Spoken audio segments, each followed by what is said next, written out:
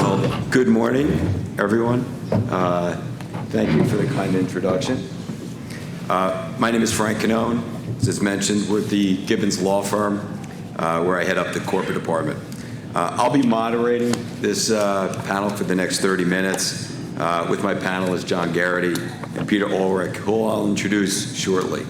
Let me first say, I'm thrilled and honored to be here on behalf of the Gibbons Renewable Energy Practice and our firm's proud sponsorship and membership of New Jersey Business and Industry Association and all of the wonderful things it does for New Jersey businesses, which candidly it needs. I recognize we're the last panel, and right before we turn to your well-earned lunch break, so we will not run past noon. We've been very fortunate to hear from some amazing leaders in the New Jersey energy space this morning, and many of them are firm clients. And they've discussed key aspects of many new energy technologies focused on meeting our country's and the world's energy demands.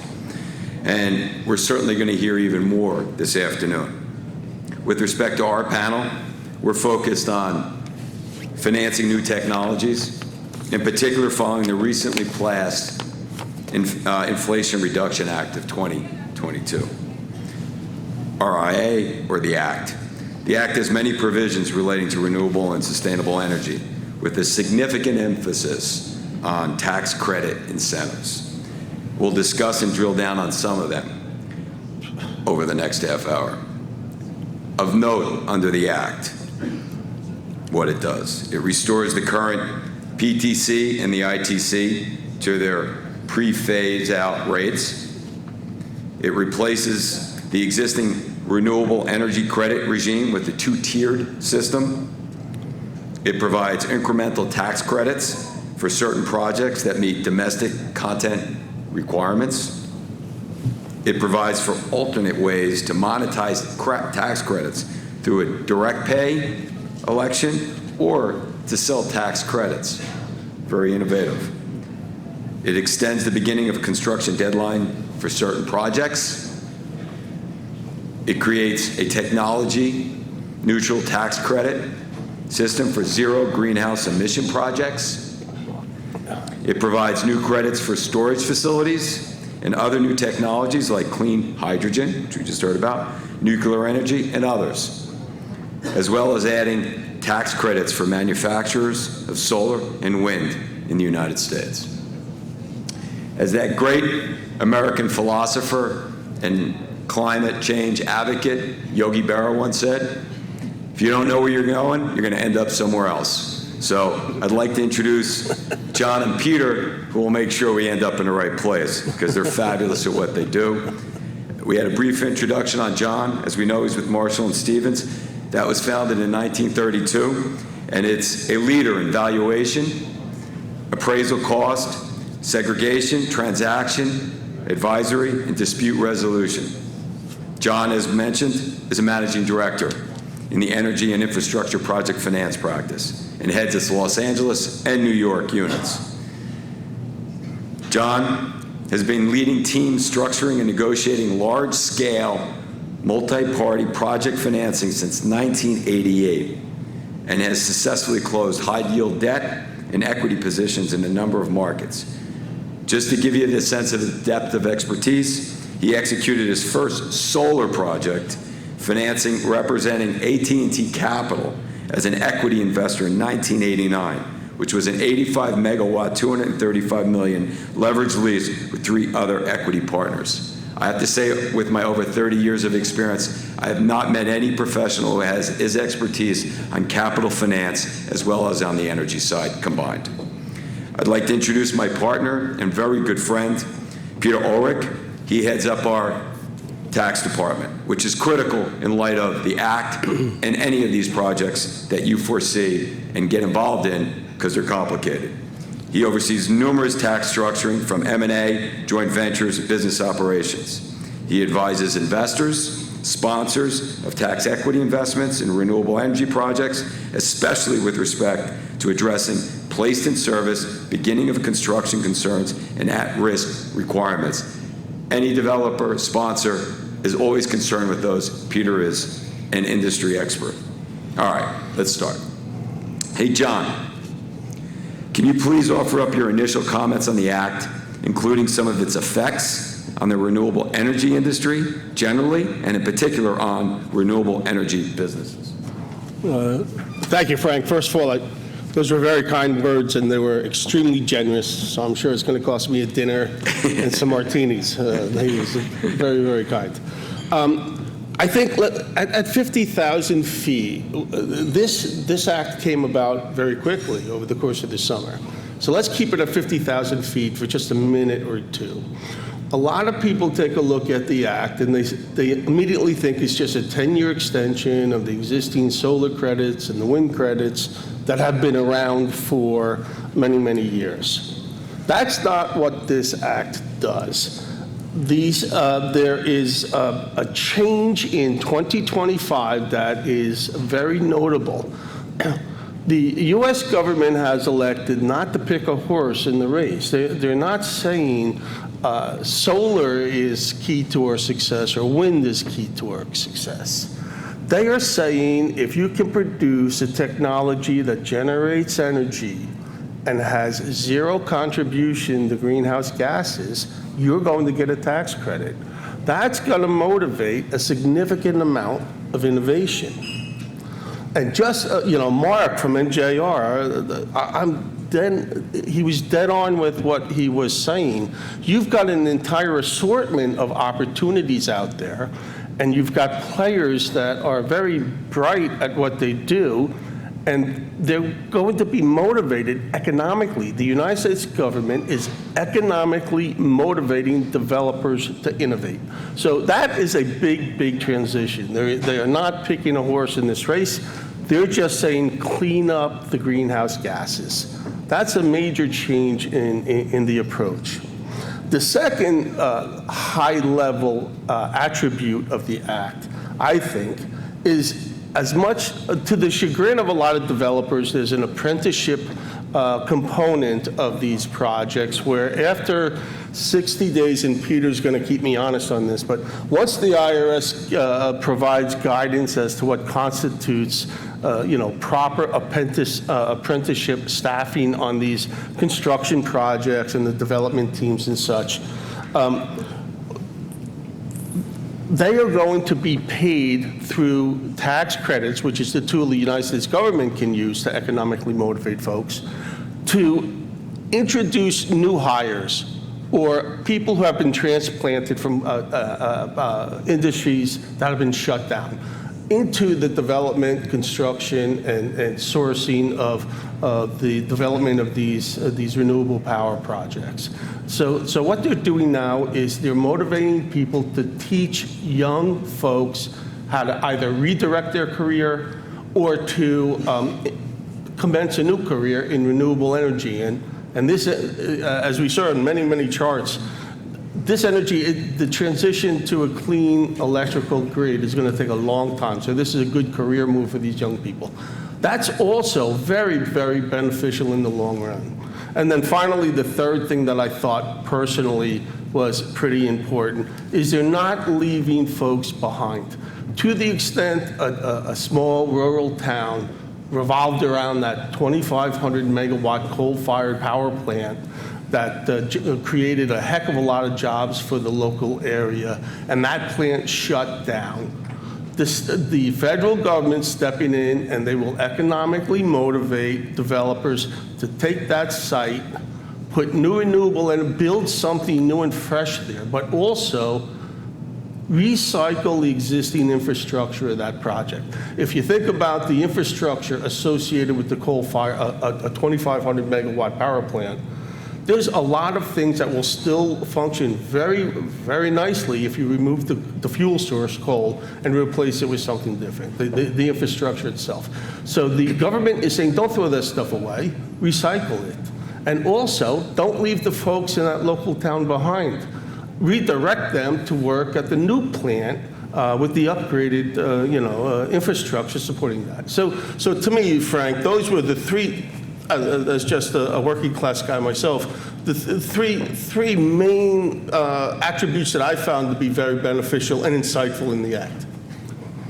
Yeah, that's very powerful, especially the last part. Where Yeah, I we think so. foresight enough to know that we've already have an infrastructure in place. Let's not displace it.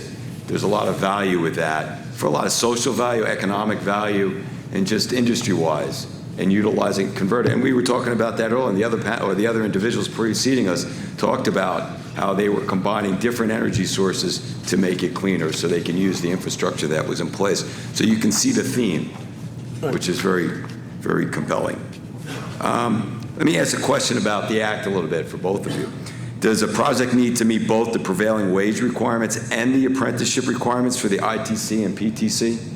Peter? I'll jump in. And that's a big switch here now, these new credits, and effective 59 days after Treasury issues guidance on them. To get these credits, you're going to need to meet the prevailing wage requirement and these apprenticeship requirements. And that's going to be a little bit of a challenge to get up to speed. And the guidance is still not out. Just last week, Treasury issued a series of requests for comments, asking what developers and other interested parties are most interested in. And that's one of the requests for comments related heavily to that. So there is a little window. John, guidance might come out, people are thinking in, I guess, another 4 or 5 months maybe? Yeah, from the signing, it was estimated 4 to 6 months for IRS guidance. So that would be one of the big things. So yes, and this is true for both the credits that will go in place in 2022, or current, and once the guidance comes out, as well as the clean electricity investment tax credit and production credit that will be in effect in 2025. You'll still have this prevailing wage and apprenticeship requirement. They will. Before I get to the credits, what do you do before guidance is articulated? Well, you do have this little window. So you're okay if you begin construction before 59 days or before the 60th day after that guidance comes out. So by instruction, what do you mean?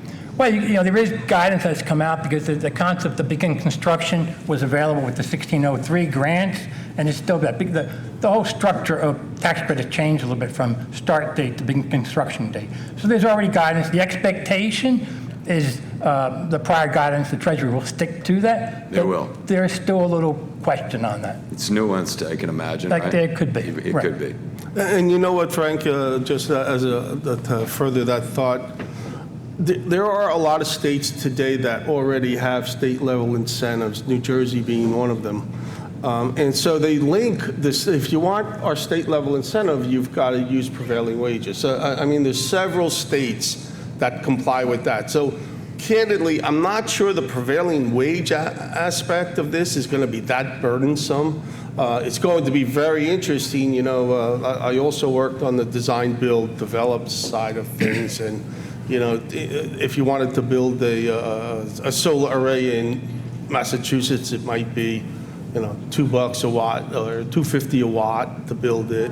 If you want to build it in a rural state in the South, Georgia, something like that, it'd be 95 cents, $1 a watt. And a lot of that had to do with the labor rates, and they're certainly not paying prevailing wages in those type of states to get that level of rate.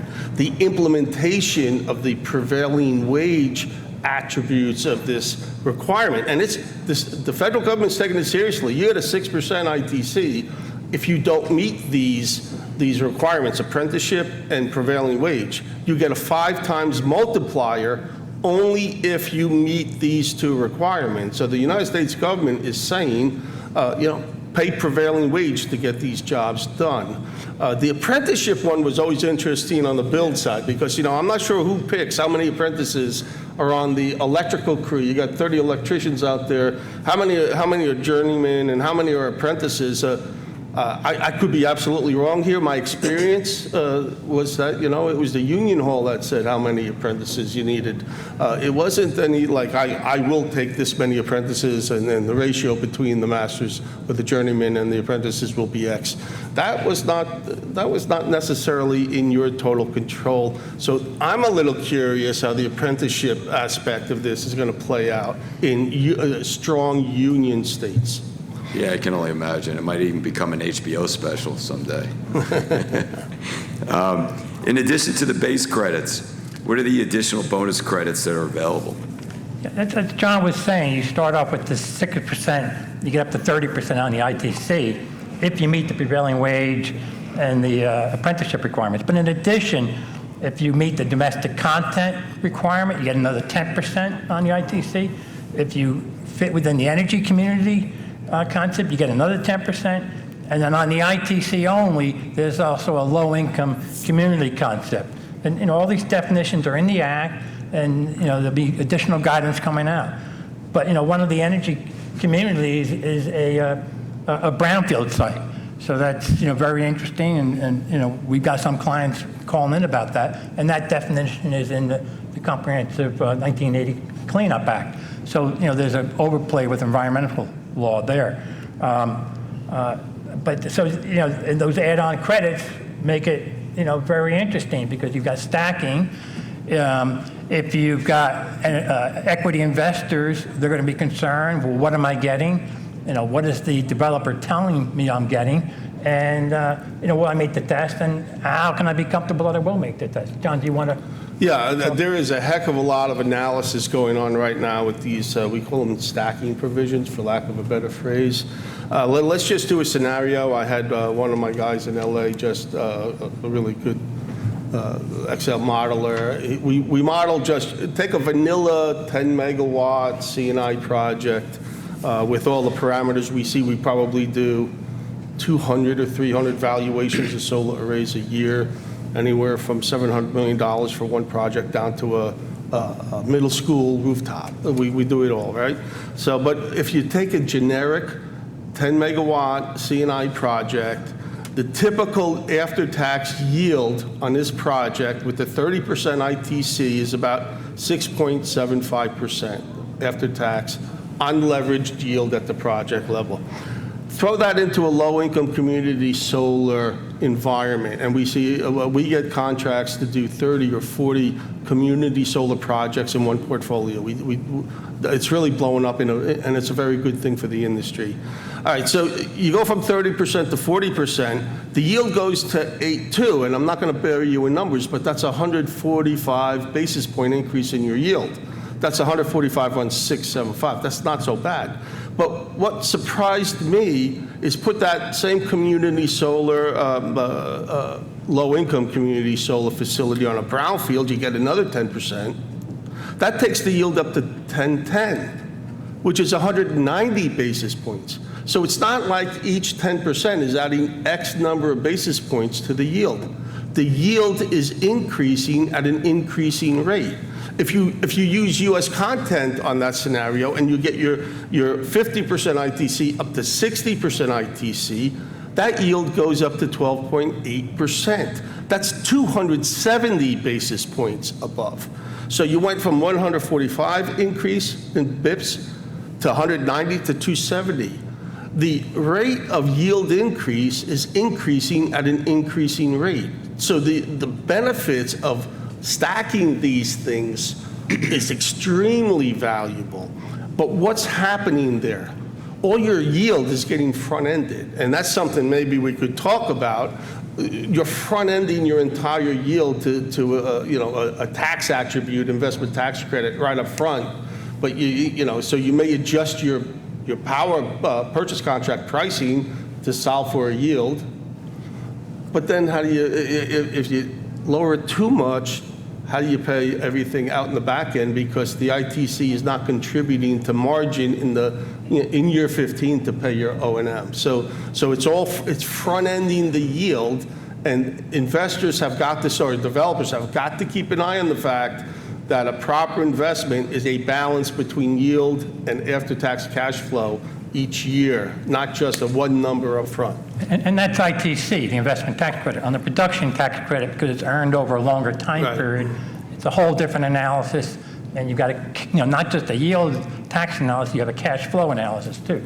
Yeah, and all right, so what we're seeing on the larger scale wind deals is, generally speaking, people are seeing a 9% benefit going PTC versus ITC on a large-scale wind deal. But they see it at the 30% level. When you start tacking on the bonus, the 10% bonuses to that PTC, it quickly reverts back to maybe the ITCs are in fact economically better. That's what we're starting to find on the PTCs. And keep in mind with the PTCs, even though there's a 9% premium, let's just say 30% ITC, 30% the equivalent to that for the PTC, even though there's a slight economic benefit, 9% is what the estimate is, the ITC contributes to funding the capital stack up front. So the developer will, he's got to pay for this asset. One thing you do when you build one of these assets, the resource is free. So all your CapEx is right up front. So the ITC contributes to the capital stack at funding at COD, whereas the PTC does not contribute to that capital stack. The developer has to come up with that money. The PTC contributes to cash flow over time. And why wouldn't that pick up the O&M and then also just like decommissioning costs at the end of an array? I mean, because that's what we're talking about, right? You're going to bid these jobs. These developers will build these jobs at a low price per hour in the PPA. And then now at the end of the day, at 15 years down, 20 years down, where's the money to deconstruct it? Where's the money to O&M? What we saw, I have to say, what got a little dangerous for me, because I am old school with, again, balancing yield and cash flow.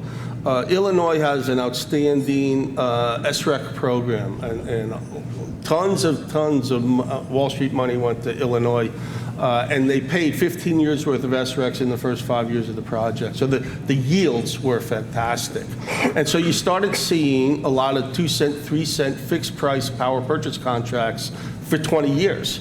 Right, so in order to win these deals, you share some of this upside with the power purchase buyer, the buyer of the energy. Well, what was happening when you do an analysis? We have these master classes for valuation, and I go into a deep dive on. Take a look at your cash flows and your residual values if you want to actually sell these assets. After year 15, year 20. You've got compression where you've got a fixed price. They're making a decision based on yield alone without cash flow. They're setting the PPA rate at 3% fixed for 15 or 20 years because they have these great 5 years or 15 years worth of SX in the first 5 years. And then you've got escalating O&M costs and all other operating expenses escalating. So you've got the fixed price of your revenue stream, you've got the escalating costs, and you get squeezed at the end of the day. And these assets, we opine that a properly maintained, we'll keep it to solar right now, solar electric generation facility will last for 35 years. This thing will be economically viable for 35 years, but for the first 20 years, you had fixed prices, the compression on the back end between the increasing escalating costs and your fixed 2-cent PPA renders it almost impossible to do inverter swap outs and CapEx into the asset and reinvest in that asset. So you've got a residual value that if you want to set, a lot of the folks will want to take 200, 300 megawatts of this stuff, put it in a portfolio, and sell it to somebody. Well, you just really diminished your sales value at the end of 15 years, let's say, by having this fixed price for 20 years with escalating costs. So you got to really keep an eye on that, and this yield enhancement associated with these ITC bonuses will.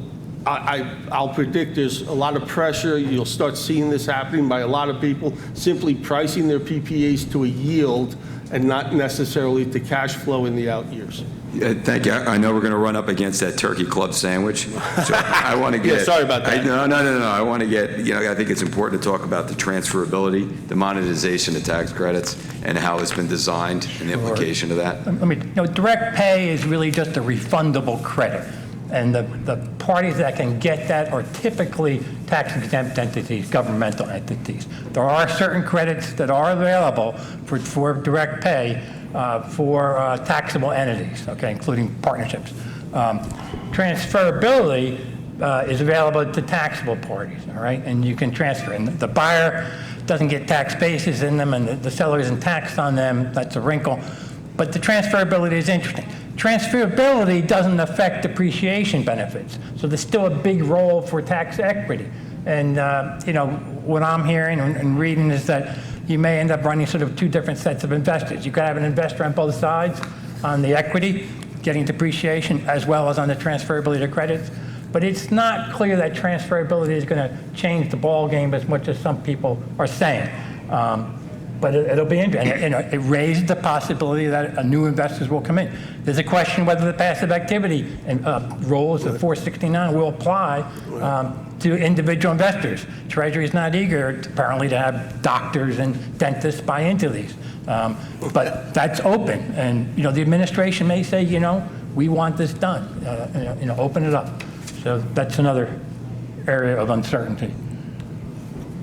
Yeah. Well, with regard to transferability, just from a business perspective, I think it's incredibly important for this provision to work. Right now, I'm not going to throw numbers out, but there are 5 entities in the United States that they purchase an enormous percentage of the Section 48 investment tax credits that are available. In fact, J.P. Morgan, this is public information, Bank of America and J.P. Morgan absorb 50% of the available ITCs in the United States on an annual basis. 2 companies. And when you add in 5 companies, I forget who, I'm not going to throw names out there right now, but 5, it skyrockets to 85% of the Section 48 energy tax credits are going to 5 companies. This transferability has to work. I think there's got to be some degree of further motivation to simplify this and to make it available to a lot of other players. We'll get one more question in, and then we're available for any questions afterwards, because then we're going to get going. Given that installations earlier this year were priced at the 26% ITC, is there an opportunity to reprice previously closed transactions? Okay, well, we are seeing that. Okay, so what happened was in the first half of 2022, and we've got quite a customer base. And as I mentioned earlier, it ranges from the small investor up into the mega international players. And the first half of 2022, with all the supply chain disruptions, a lot of these tax equity funds, you sign up for these tranches. So you have a developer that commits to a tax equity investor. I'm going to shelter X amount. You're going to fund this much money, $100 million, $200 million into my transactions, and you're going to get the equivalent investment tax credits associated with that. Well, the supply chain disruption slowed everything down. So the first 6 months, not a lot of money was going out the door. So all of a sudden now, these tax equity investors are starting to realize that they're not covering their tax bill. In 3 or 4 different cases, they came back to us on previously closed and funded 2022 transactions and said, it was a 26% deal. I want to fund more money into these transactions at 30%. I want to pay for that extra 4% in ITC. I want to reopen the deal and do that. You need to assign a new value to these, an opinion of fair market value. And we also do cost segregation, which is this 93.75% of this transaction is eligible for ITC. Right? We write these opinions as well. And on many instances now, we're up to about a dozen where we've reopened deals previously closed. And what did that do? That tax equity investors started getting more money out the door and trying to get back to hitting their original business, the budget for the year on how much money they were going to put out the door in tax-oriented investing to shelter taxes. All right. Because we're at the end, it reminds me when the mother turned to her son as they were leaving church, Junior, what'd you like about the service today? It ended on time. So with that, we thank you, John, Peter, and all of us. Enjoy lunch.